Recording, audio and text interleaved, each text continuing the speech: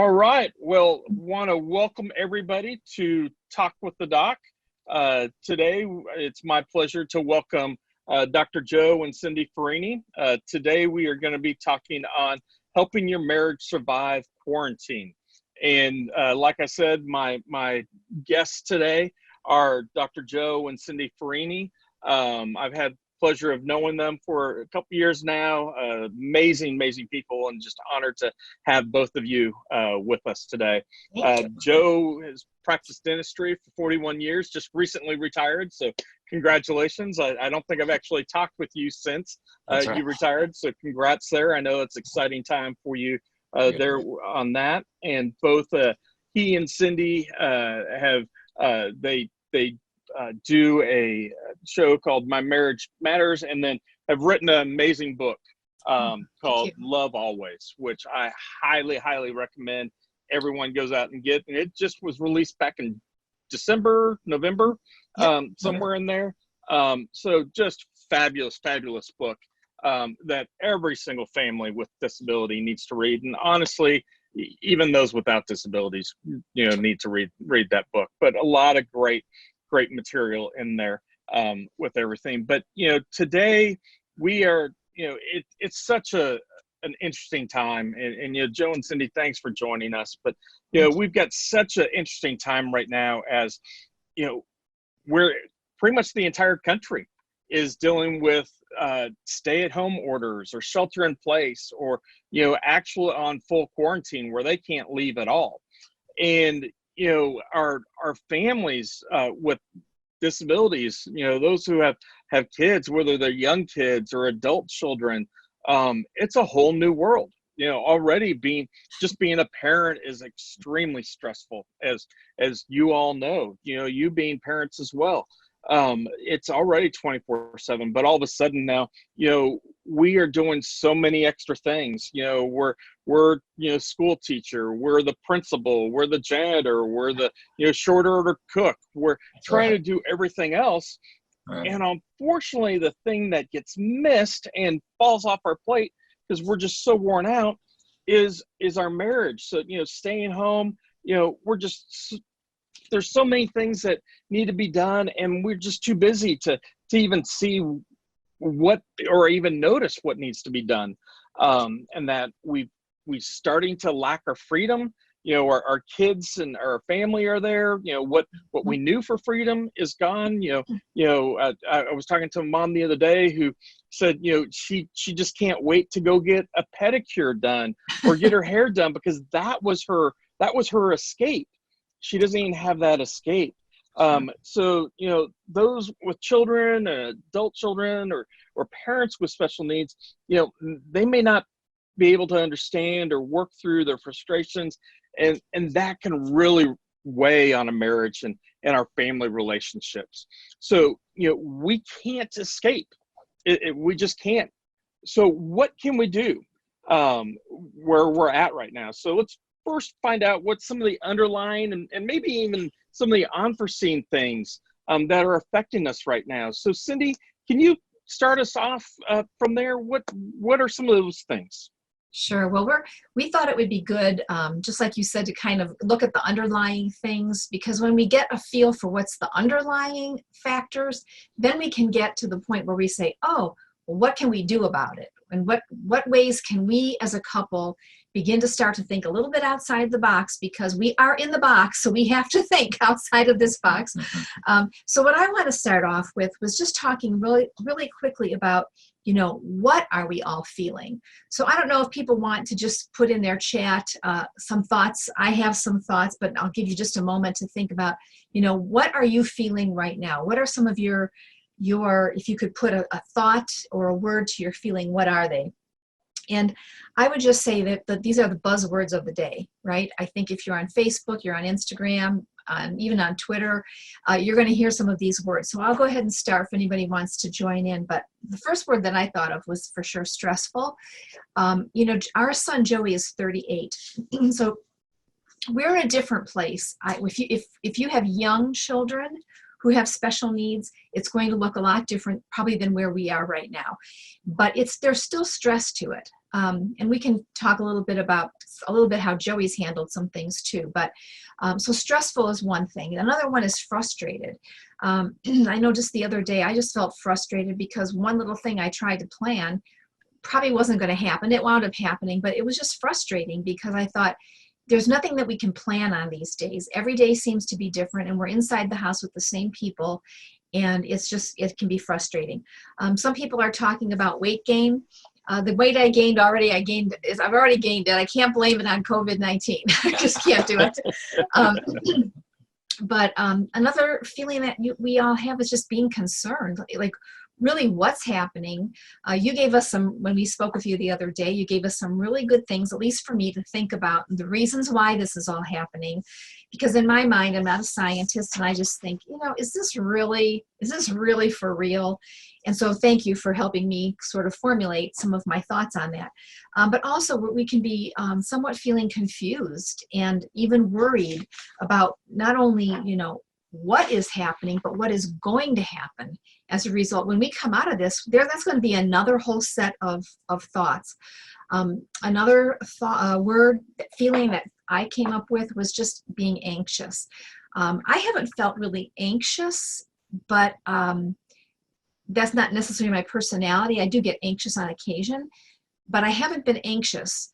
And maybe it's just because the Lord's giving me peace through this, but I have felt some of those other things like frustration and overwhelm. That's another word. So, while all of these feelings are valid, we all will be feeling them. We have to realize that COVID-19 is not what's causing that. It may be revealing it, but it's not causing it. And so we want to reveal what some of these underlying issues are and be able to say, what do we do with these?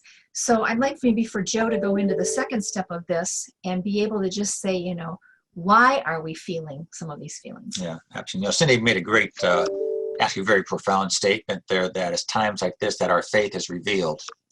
It's times like that you think that your faith would be strengthened, but actually this is times like this when it's revealed. And, we're dealing with a lot of different things at this time in our lives. And so I'm just going to share a few things adding on to what Cindi has already said. And again, we welcome your participants to put some chat buzzwords in there if they want to do that. But, some of the things that come to my mind are just some job changes, obviously. A lot of people have lost their job. Our lifestyles, therefore, have changed. Our desire or dreams for a greater tomorrow has been kind of thrown to the curb, and it's being challenged. And as you mentioned before, Doc, that we're all living in really close quarters now, and sometimes that can be a little overwhelming. I'll just say that at times. Right. And there are medical issues, and a lot of our friends with special needs children. I mean, that's a daily reality that many of our friends deal with every single day. But I know for us personally, for me personally, I mean, there are some medical issues. About 2 months ago, I was identified as having a hernia, and I was labeled as urgent, almost emergency level. But then someone decided that it's no longer urgent, it's now elective. And because it's elective, it's not going to get done. And so I sit here with my brace on and not moving a whole lot. But I mean, it's just one of those issues that you have to deal with. And so, for some folks, there's a lot more commotion in the house because small children all running around the house, and you're not used to all that noise. And there are other situations where you're an empty nester, and it's just so quiet, and it's like crazy quiet, and you're just looking for a time to get out of the place. And even though we're talking about marriage, specifically, there's also people who are alone. So maybe there is a single mom or single dad who's tuning in or wanting to hear this. So even somebody who's alone, they'll feel some of these things, and maybe their isolation is really over the top because they don't even have someone to annoy them, Right. Yeah, we've got one of our guests put in a comment, and this is so true. It's saying, right now especially, he's finding it's just so hard to learn how to live together, live all together 24/7. Like we said, there just is no break. And can't even find a room sometimes to go to with that, and so it does seem overwhelming sometimes. Exactly. For that, and just hard. So what can you say to him and his family? Yeah, well, I can jump in, and Cindi has thoughts here as well.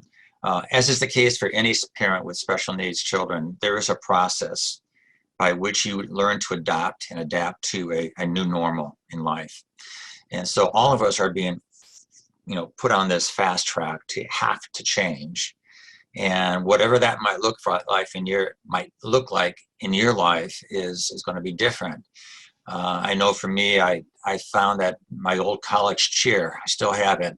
I got it downstairs in the corner, and there's nobody there except me, my light, my chair. And so that's kind of fun to be able to go there and just isolate for a little bit. For Cindi, she's an incredible seamstress. So she's doing a lot more sewing these days. And so you just need to find what it is that you you've been putting on hold for a while. And I know one little fun thing I picked up was that I have this old classic guitar from 1956, and it's an old Les Paul Special Gibson, and I've been waiting for a long time to do some search on that thing, and I got it, and so it's kind of fun. So it's just, you have to look for new venues to be looking to take up this time. Sure, Yeah. sure. Well, and I also think it is hard to learn to live together 24/7 when you've had probably a very active family life, and one's going here, one's going there, mom's taking this child, and the other one's staying at home with this one, and you're just kind of going all over the place. And I think that is hard. But you know what? All of us have adapted to some very difficult, challenging times, and I do believe that we'll adjust to this too. Even if, I hope it's not going to be much longer than a few more weeks. But I think what I would urge each of us to do is to really think of some of the things that maybe you would have liked to have done, like Joe said, that you couldn't do, but now you can. And Joe and I have always talked about how we've had to divide and conquer. So the person who asked this question, it might be the time to say to your spouse, hey, I need some time. I love my family, but I need some time. How can we make some time just for you? But then let's switch that up. And how can we make some time for the other spouse? A friend of ours, and I love this, they have a bunch of kids. They don't have any special needs kids, but they have a bunch of kids. And what they used to do was on Saturday, when neither of them had to work, they would each fake that they were sleeping, because they were hoping that the other one would get up first so that they'd get a Saturday morning to sleep in. Yes. And so then, of course, they figured out they were each doing that, and oh, I'm still sleeping. But then they decided, let's just have each of us get 2 Saturdays a month. So on those days that it's your day, you get up, you take care of the kids, you do the day, and let that person sleep in. And that's just one example. How can we make that work in other areas of our life? We've done that with speaking. We've done that with numerous things, where if I've been asked to speak someplace, Joe has held down the fort. And that's when we had the girls living at home too, all along. Right. So how can you creatively get what you want, but then also allow for your spouse and the other people in your family too to kind of get what they want? So that's kind of where I'd start with that. Yeah, and I just want to add this to the caller in here, is that don't sweep this under the rug. This is a very real issue, and we've been doing marriage stuff for almost 4 decades now, and we have learned that we have a way of sometimes sweeping these things under the rug, and what happens is that there's an accumulation of these little things that you've been harboring but keeping it down. But eventually what begins to happen is that this accumulative effect begins to erupt, at which point in time, you're hurting. And as we know, hurting people will hurt people. And so it's a very real thing. And so you need to begin to very proactively, very intentionally find ways to, take some of that stress out of your life. Sounds good. Well, if it's okay, we'll move on to the third point. So the first point was, what we're all feeling. The second point was why we're all feeling it. And then I want to talk just quickly about how some of us are expressing what we're feeling. So some of us are going to listen to this and it's not going to feel so good, but some of us are yelling. I don't happen to be a yeller, but when I was young, I used to be a door slammer until one of my kids caught me and acted out the way I was. And then I realized, wow, like I'm so proud of myself, I'm not a yeller, but no, instead I traded it off for, being a door slammer. So I don't slam the door anymore. And when one of us slammed the door, we're like, the wind caught it, it wasn't me. But how are we acting out as a result of what's going on? Maybe we're fighting, maybe some of us were eating too much or crying or angry. Maybe some are drinking, maybe some are doing drugs. There's a variety of ways that we'll be acting out on some of these things. But what we want to recognize is we don't have to. Those things that we're doing, we have choices of how we're going to deal with them. And for me, back when I was a door slammer and I recognized that my 3-year-old was copying me, I began to see I was the one who had to make the changes. So it's not the virus that's causing us to do this. It's the things that are happening in our life, like a loss of a job. So we have choices to make within all of those challenges, and that's where I think we need to recognize it. So once we recognize that, I think then we can start to say, okay, so this is how we're not going to solve the problem probably, but we're going to be able to address it. So very good. I'm going to set Joe up then. Oh, you know what? Go ahead. You go next. Okay. Go ahead. In any marriage relationship, a marriage is either drifting towards oneness or they're drifting toward isolation. And in situations like this, that process kind of accelerates a little bit. And I love how Dennis Ferrini, who was the president and founder of Family Life Ministries, a ministry that we're associated with, he said the following as it relates to what is oneness. And he says that oneness in marriage involves complete unity with each other. It's more than a mere mingling of two humans. It's a tender merger of body, soul, and spirit.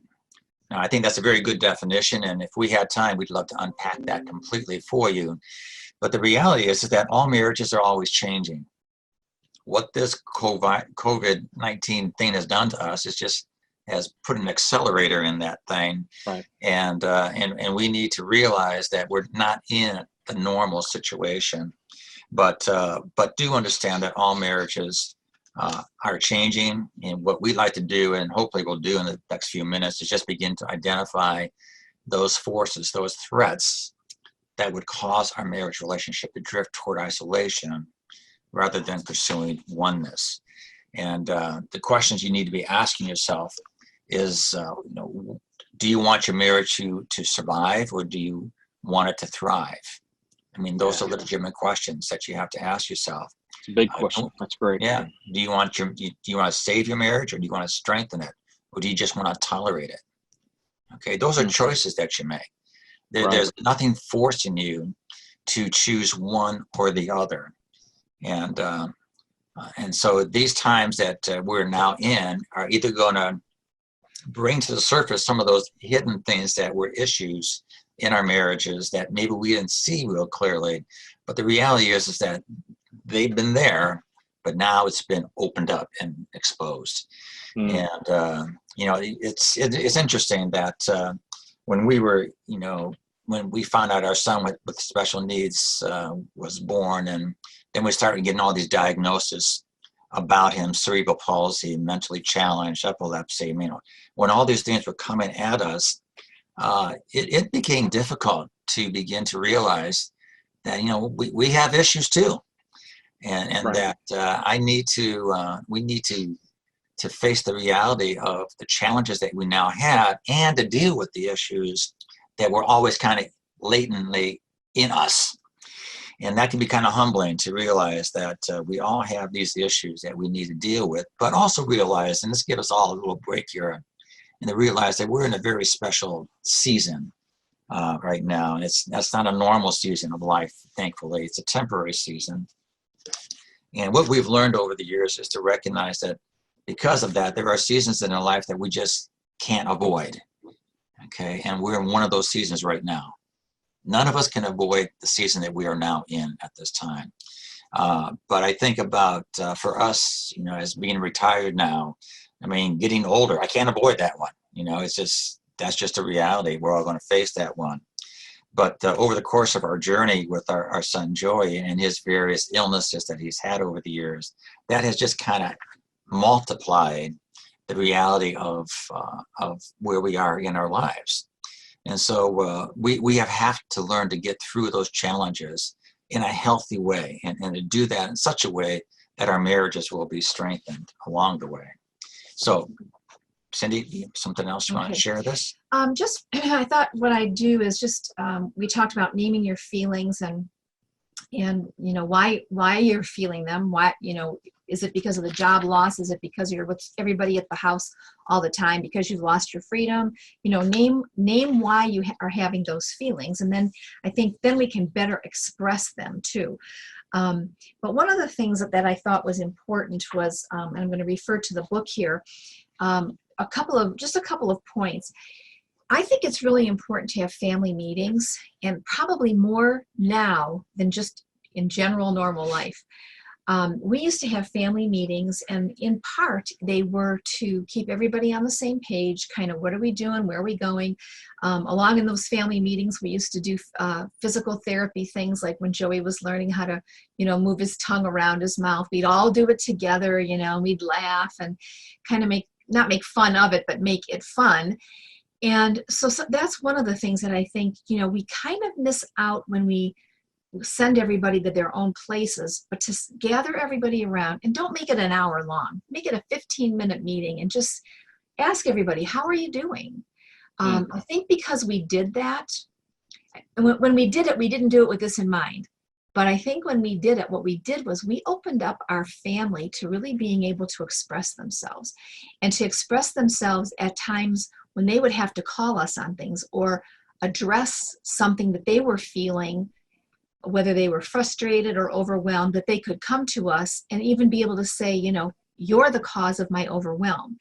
And so without even knowing it, these meetings, I think, were very, very helpful for us and our family.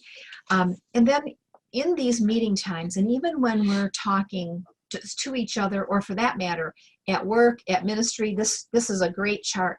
I have it on page 68 in the book, but for those of you who don't have the book, you can go on our website, joeferrini.com or cindyferrini.com, and it's just called Feeling Words. And you have to kind of play around there to find it, but you'll find it, Feeling Words. And the idea of this is, whether it's at a family meeting or even as you're talking with your spouse or family, to recognize where words go. Okay, so there's a number of words. Let me tell you what they are, and then I'll pick one row of them, okay? So they're words like mad, sad, glad, afraid, confused, ashamed, lonely, and interested, okay? So let's take the word mad. And a lot of times when couples or anybody gets into a disagreement, they don't just sort of go from the word mad to the word bothered to the word irritated, and there's about 12 or 15 of them, or going further, I'm ticked off, or I'm incensed. No. What we do is we go to the very highest charged word, furious. And we don't just say I'm mad about this, we say I'm furious. And then what you've done is you've missed all these steps in between of being able to reconcile whatever you're going through, because you've used the highest charged word. If you're an English person at all, it would be like sort of a semantics thing, you know, that all of a sudden you use this word and you're kind of shut down communication at that point. So in the book, and this is not something we did, it's Dr. Gary Sweeten, and we give him credit in the book, we give him credit on the website as well. But what I love about this is that, you know, you could sit down with this book at a family meeting and just kind of talk about this. Okay, so you're feeling mad. Where on this list of words of mad, where do you feel like you are right now? Because I think kids learn from us. Where do we go with our anger or our madness, or even for that matter, our loneliness? That's on the chart too. So right. During these family meetings, I think it's really important to be able to, you know, identify that and work at that together. And then also really not to have any secrets. You know, if you're having money issues, the kids don't need to know all the details, but I think it's good that they recognize life isn't just perfection.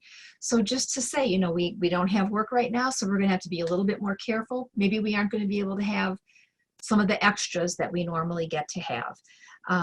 Also a nice time to make decisions together. Those were times where our family was able to sit down and have some conversations about, as we began speaking, to ask our kids, you know, do you feel like we're gone too much? Of course, the kids were at junior high school ages, and they were like, no, you're not gone enough. You know, Go more. Right. Go away. Keep going.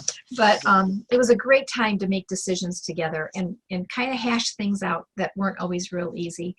And then to even be able to teach the children, you know, as we make these decisions, like we can't always look back and be like, oh, we shouldn't have done that. Maybe we look back, we learned from it, but not to stay there and harbor that and be in a place where we just say, you know, I can't, you know, stay there. And then just in terms of having better conversation and communication, I feel like that's really what we did with these family meetings. It was really helpful in that way. Another reference point that I'd like to make is, let me turn to it real quickly. Yeah. I have some conversation starters, and actually I'm going to be doing conversation starters, like a little freebie gift through Insight for Living Ministry. That's going to be coming up in the middle of the summer, I think maybe June. So people can awesome. get this for free. It's not there now, but it is in the book. But in some of the things that we could look at is how can we communicate? We have a communication chart where you kind of learn to talk about sort of the, you know, news, weather, and sports, but then to get more intimate, to be able to talk about, so why did you do that? Why did you choose that? Let's talk about how we feel about that. So on page 151, I have a bunch of different conversation starters with those things in mind. So for instance, to talk to our spouse, just to have conversation together. Sometimes, you know, we do all the business of life, but we don't just get to know each other. But to say things like, you know, what state would you live in if you could live in any state? If you could live in any kind of house, would it be a ranch or a two-story? You know, simple things like that.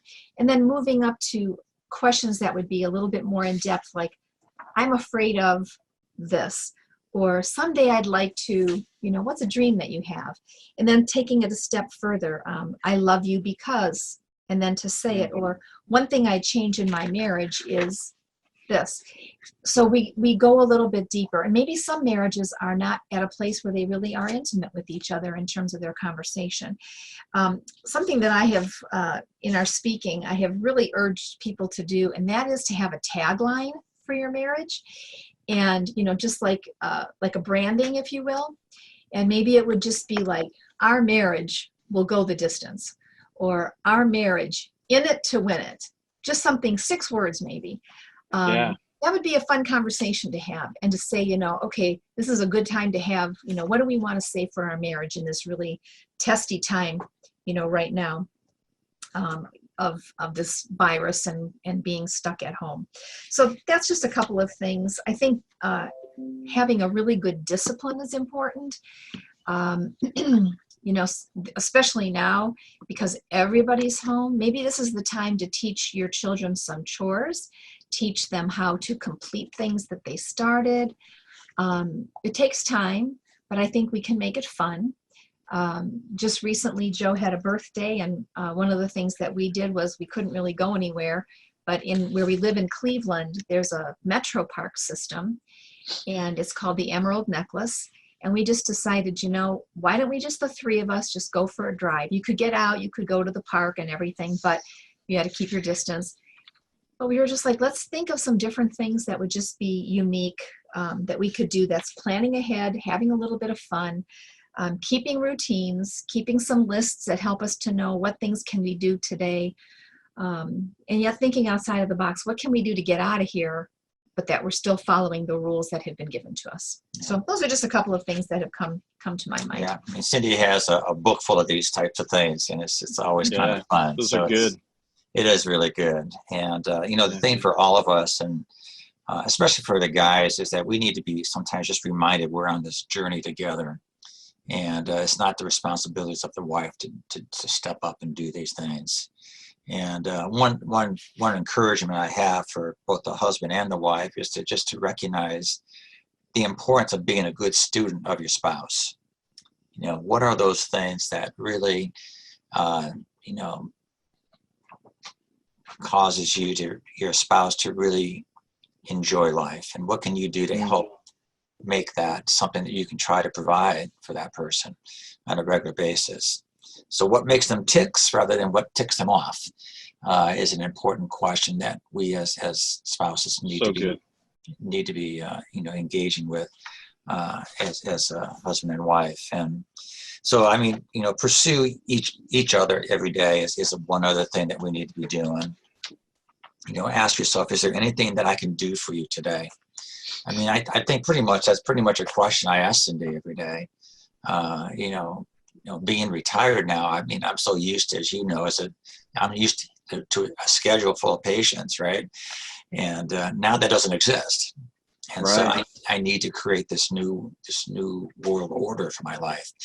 But I just made it a point of saying, you know, I'm going to start my day off by making sure that I am addressing first the number one need in my life, which is the needs of my spouse. And so that's how I start the day, is asking her, what is it that I can help you with today? Yeah. And let me just say, Joe's always been that way. He's always been really helpful, except way at the beginning. And I remember, I remember, but he would always say, if there's anything I can do to help. But then I would think, do you not see the laundry basket sitting right there full of clothes that needed to be folded? So this might help, you know, the question too, how can we learn to live together 24/7 like this? Start noticing what needs to be done by somebody who's been doing it over and over and over and maybe could use a break. So I remember saying to him, seriously, do you not see that there's like laundry sitting right here? And he goes, honestly, I didn't see it. And so I got to the point, and I wasn't mad at this point when I did this, but I'd come into the family room and I'd take this big bag of laundry and I go, Joe, I have laundry for you to fold. And then I'd plunk it down, you know, but then he would watch television or be playing with the kids and he would do it. So I think instead of being mad about it and saying like, why don't they ever see it? Be able to say, hey, why don't you help me out here? And in fact, one day, this was really funny. We didn't do this on purpose. This was in our other house, if you remember this. And it was almost like a dance. So Joe had brought the laundry down and put it in the laundry room. And he could have started it, but he didn't. Probably something else got his attention. But then I saw it and it's like, oh, so I'll start it. So I started the laundry. And then the next thing was I noticed, oh, it's in the dryer. So then the next thing that I did was back in the laundry room. So I took it from the dryer and I put it up and I threw it on our bed. And the next thing I noticed, it was folded, but it wasn't put away. So I just folded it. So I realized we were learning this dance together, but it wasn't like, why didn't you fold the laundry or why didn't you put it in the dryer? It was just, he recognized it needed to be done. I recognized it needed to be done. That can be every single thing in the house, putting away dishes, putting away clothes, children learning how to put their toys away. I have an organizational planner called Get It Together. And in there, I give a list of what children should be able to do at certain ages. And I think if we miss this opportunity during this time of teaching our kids some very valuable lessons, maybe it's sewing on a button or how to, you know, boil pasta, or, you know, what can your child learn? You can have them putting round circles and round peg things, or you can have them putting silverware in the drawer. Same principle. So begin to see how can you spend time with the children, but make it fun. Don't make it like you're teaching them how to do something so that you don't have this job anymore. This is just a fun time with them. Yeah, and I think, you know, as a father, or a mother too, I mean, but a father of a son with special needs, I mean, my world was wrapped up in sports growing up. And one of the things I so looked forward to was to have a child someday that I could spend time with, play catch with them, coach their teams, you know, do stuff like that. And just to give you a visual one on this one, Doc, when we brought Joey home from the hospital, he was wearing a sleeper from the Ohio State University. Oh, I'm sorry. Thank you. That's all right. He was wearing a Cleveland Indians baseball cap. Sorry about there you go. Royals fans there. Yeah. But, but he had autographed Cleveland Browns football stuffed in the corner of his crib. Oh, very cool. Yeah. So you mean the point here is that I had some pretty big dreams for my son. Oh, absolutely. Right. Those dreams came crashing down. Right. And, Right. and so, we all come into this COVID-19 timeframe, and we've had some dreams, and those dreams have now come crashing down around us. And you have a choice to make. Are you going to engage, or are you going to isolate?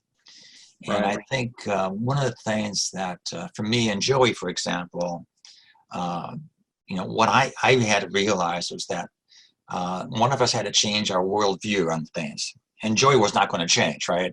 So I'm the one that had to change. And so what I had to do is I had to get into his world. And getting into Joey's world now, as he has gotten older, is doing video games. He's pretty good at them too. And it's amazing how good Joey is. You spend a lot of time with him. But I've gotten pretty good too, by the way. But but the point here is that you need to be very proactively engaging with your children, but also with your spouse. That too is a choice that you have to make. Absolutely.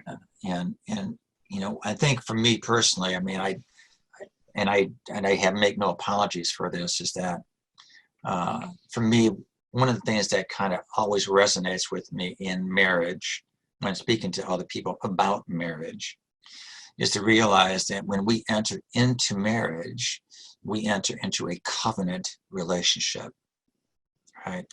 And unfortunately, many times in our world today, people do not see their marriage as a covenant. They see it as a contract. And in a contract, you have conditions. If this doesn't turn out quite the way I like to have it, I'm out of here. If you don't do this or you do that, I mean, I'm out of here. Yeah. Well, a covenant is not like that. And so, what keeps me going on a regular daily basis is to realize that I ultimately am responsible to God for how I treat my spouse, how I treat my children. And this is, our marriage is to be a reflection or a mirroring of God's image.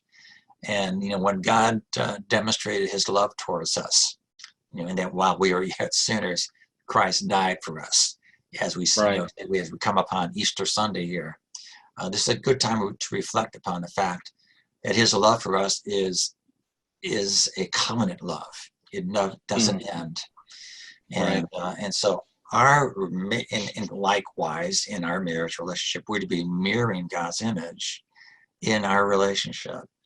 And so I need to be, again, proactively, very intentionally seeking out God's direction for what I need to be doing at this time in my marriage, no matter what the season of life is. And again, as we said before, we're in a very unique season of time. And I like to think as a temporary season of life, but that covenant does not change. Yeah, that's so good. And that's that, for some people maybe who are not understanding that exactly. That's the for better, for worse, for richer, for poorer. Those are all part of that covenant. And that's how we wrote the book too. We broke it down into the different marriage vows. But that's exactly what the covenant is. That no matter how bad it gets, I'm in it to win it with you. Yeah, absolutely. I think kind of jumping on a couple of things you all said. I think right now, and I'll speak especially to the dads right now, the husbands. Especially in the special needs family, frequently, when the parents are married, majority of the time, the moms end up being stay-at-home moms, taking care of the kids, just because of all the care that's needed, the therapies, and just everything there is. And what I would challenge the dads right now is realize everything that your wife is having to do, and how hard that is. And, I'm saying that as a father who became a stay-at-home dad, and had to do that. And I'll be the first to say that's the hardest job I've ever had in my life. And it is very, very challenging. And, there are times that I know, you might come home and go, holy cow, why isn't this done? Why isn't that done? And you don't think about it. Well, now that you're at home, you've got everything going on, you're seeing, well, this is exactly why that's not done.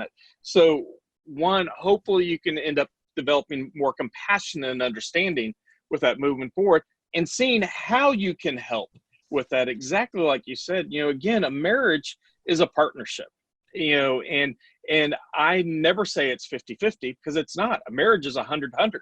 It's each partner putting in 100% to it. And so that's the important thing.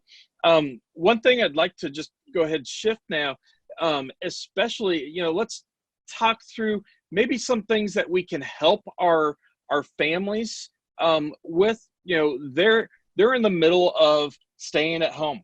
There is not escaping anything right now.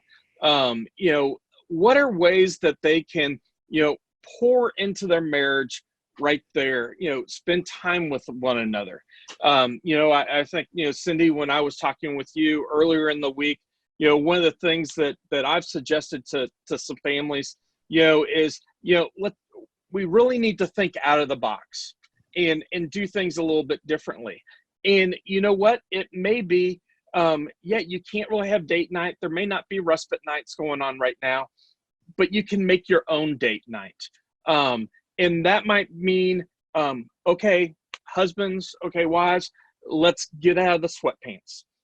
We don't need to wear the sweatpants or the shorts all day. Let's actually put on some nice clothes, and let's actually have dinner together. And you might be able to have a nice romantic dinner, just, you and your spouse. And we've got DoorDash. We've got all these, restaurants that we can order in from. Find a mom and pop restaurant that you really enjoy. Help them out. They are struggling right now. So you can order DoorDash from them, and then you can, get something for the kids where you can send the kids off to the corner, let them eat the McDonald's or whatever it might be that they'd want. And then you and your spouse can sit there and have dinner, maybe ourselves. And if the kids are loud, making a mess, forget about it. Let them do it and deal with it later, and just focus on one another and talk. But that's one simple thing. But what are some other things, we can just kind of brainstorm as we're going here, how we can do. But I think that's one of the most important things, and you guys already hit on it, is the whole communication piece. We have to have communication with this. And when, my wife and I, we've had a lot of huge trials, in our marriage, getting the diagnosis with my son, the death of my son, all the medical stuff with me, multiple things, losing a couple different careers. There's no way we would have ever been able to have our marriage survive that if it weren't for two things. One, having God at the center of our marriage, and then two, that my wife and I would talk through everything and know that we're there for each other. So that's vital that we do that. So toss to you guys, Joe and Cindi, what are some other things that our husbands and wives can do, thinking out of the box, to maybe even have a date at home, or just finding that time, doing something? It's good. Well, I think it's important to have fun. Okay. Yeah. And sometimes having fun is just being silly. And honestly, the other day, this was so much fun for us. We happened to be laying in bed. We were both like wide awake. It was 3:30 in the morning. And so I got my phone out, and we started going through Facebook memes about the virus and just funny things. And one just tickled us to no end, and we could not stop laughing. Now, I didn't like the night before, I didn't plan like, oh, at 3:30 I'll get up and we'll do this. It just happened. We had a conversation before that, a little bit more serious conversation of something going on in our life and how we were going to address that, and had good, really nice conversation with, like, nobody else was around. It was quiet. It was just really sweet time. And then I got my phone out to check something. And then we just laughed so hard. Now we're in a condo now. Their condos are not, they're apart. They're individual standing. But we were laughing so loud that we were like, I hope our neighbors don't hear us, you know, because we were just laughing and laughing. And then, you know, of course, it's just like being in church when you're not supposed to laugh, and then something catches you, you just can't control it. And so sometimes I think we need to just, when we're in one of those moments, stay there and just enjoy that and relish that moment, totally unplanned. One thing I would take off on what you said was, you know, planning a dinner together. Wouldn't it be fun if the husband and wife said, like, if for us, okay, we'll use us as an example. I don't really want him in the kitchen too much. My background is home economics, so I was happy to cook most of the time. Now I'm getting a little tired of it, but you know, maybe we should try this and let him know how it goes. But what if I just said, why don't you cook dinner tonight? Oh my. And so what happens, I mean, that could be like a really funny dinner, because I'm not really sure he knows when to put the pasta in, before or after the water boils. It could be very biblical with our sacrifices. That's right. That's right. But you know what? Some of those things you could have fun. I just spoke with a friend who said for Easter, it's just the two of them.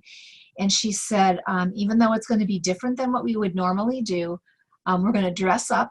And she and her husband they're really like chefs, even though they aren't. They just love new recipes. And she says, we're going to try this new recipe and that new recipe.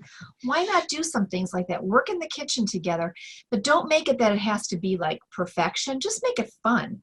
And I think a couple other things that would be helpful would be if you could, in conversation, maybe just over a cup of coffee or hot chocolate or whatever you like whatever beverage you like, to ask a couple questions like, what gives you rest? What gives you true rest? Sometimes it's not sleep. Sometimes it's a good book. Sometimes it's just being by yourself and recharging. Or what gives you life? Like I always tell couples, especially when we're ministering one-on-one to couples, I will say, you know what? I can tell when the wife is dying on the vine. But I can also tell when the husband's dying on the vine. And you need to ask your spouse, what gives you life? Because if you don't have life, then you don't really have hope, and there really isn't a lot to look forward to. That's what I think we need in this time. Like, what do we have to look forward to? I'm thankful that I enjoy time with my husband. And I would have to say that it hasn't been like overwhelming to me. I don't know what he'll say. Don't say anything. I don't know what it's like being with me all the time. It might not be that much fun. But That's great. It's great. Yes, dear. But great time. We're really having fun. But I think it's important that we don't take each other so seriously, but that we try to find things that we really enjoy together. And then to learn like what drains me. And I can tell you what drains me. I just feel like sometimes with our son, when I feel like he's really weighing on me and he's verbally, he's not abusive, but it's just like he says the same thing over and over every day. Today's Monday, tomorrow's Tuesday, the next day's Wednesday. Well, you know, none of us even know what day it is anymore. So I'm like, I get overwhelmed with that. That drains me. And so that's when he needs to step in and say, you know what, why don't I play a game with Joey downstairs or something like that? And then what makes you happy?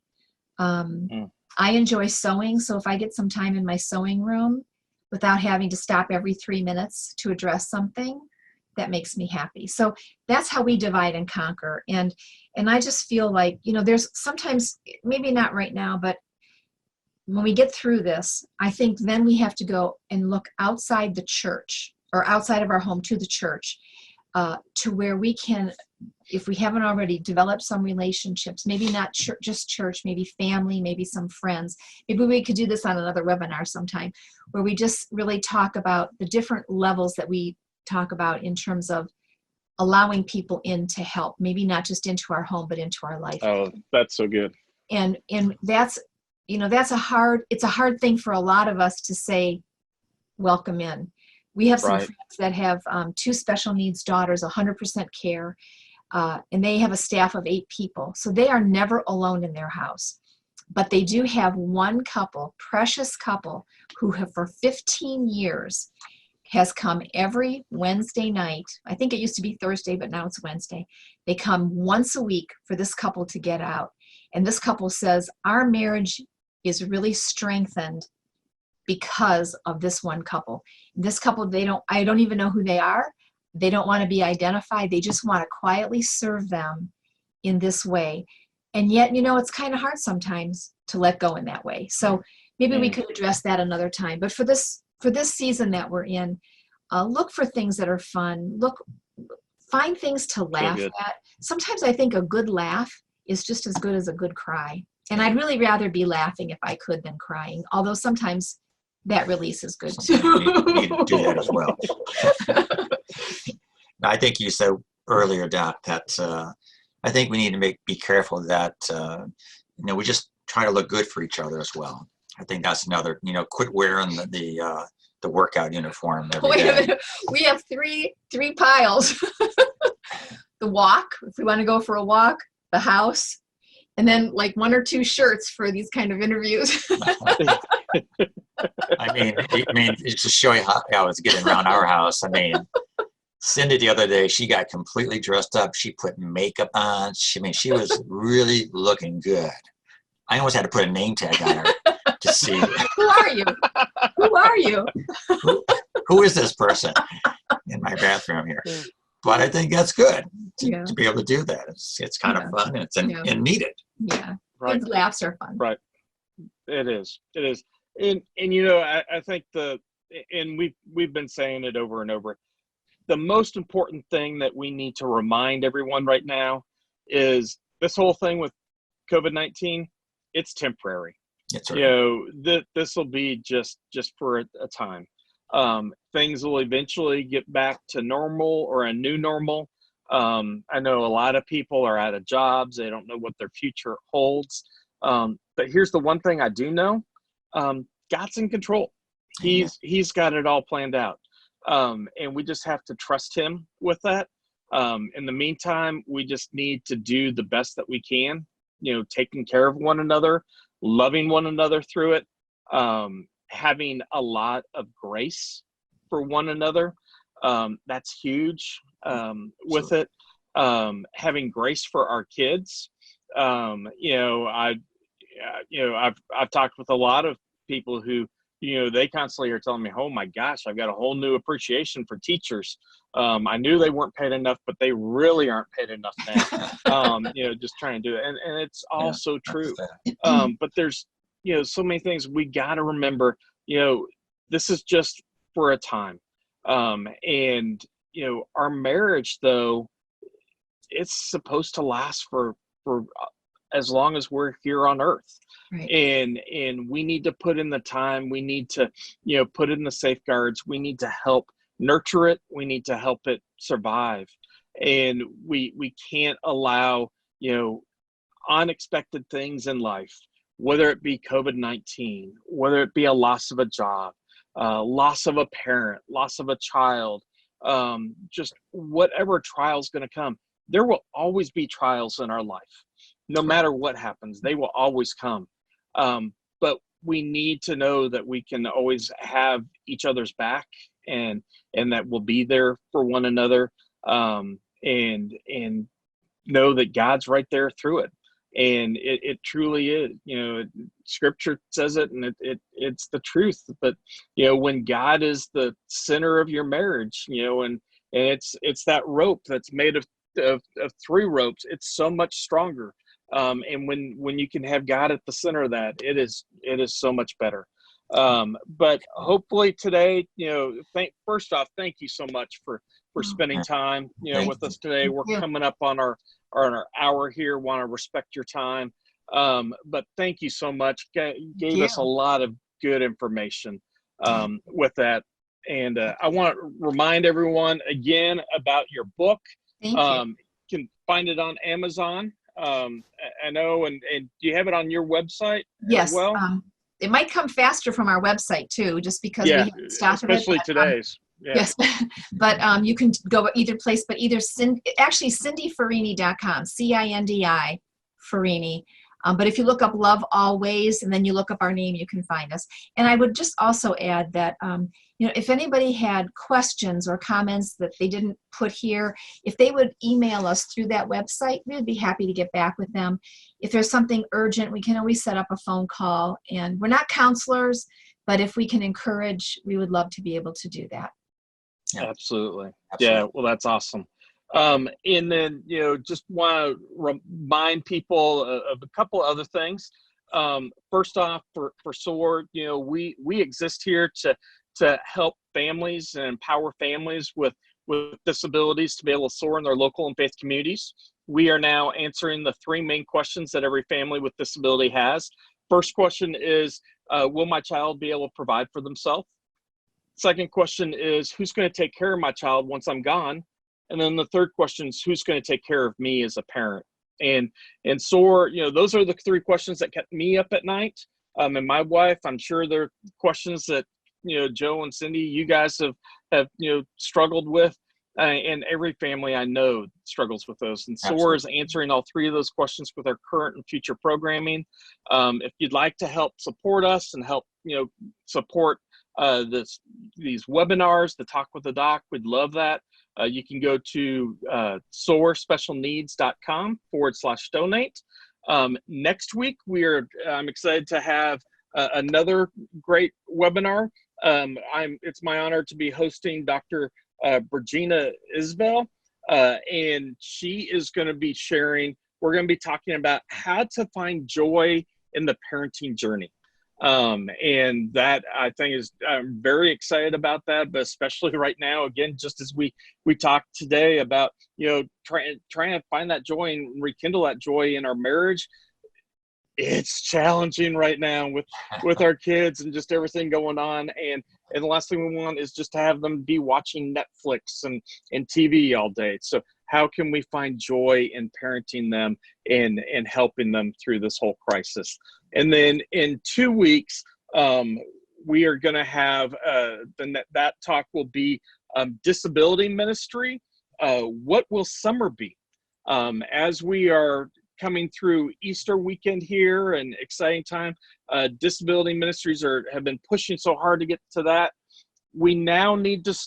Churches now need to start really looking at summer. What is summer going to bring? Are we still going to have, things going on in summer? Will we be able to have people in the church? Are we going to be able to have our vacation Bible schools, our camps?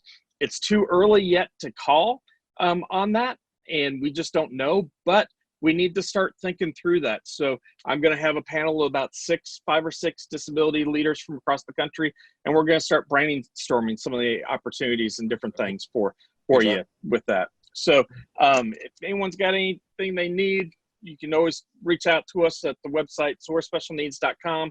But again, Joe and Cindy, thank you so much for being with us. It's been our pleasure to have you. Thanks for the opportunity. Thank you. Hope you have a wonderful day and stay safe and stay healthy. Thank you. Same to you. You too. All right. Well, thank you so much, guys. And thank you.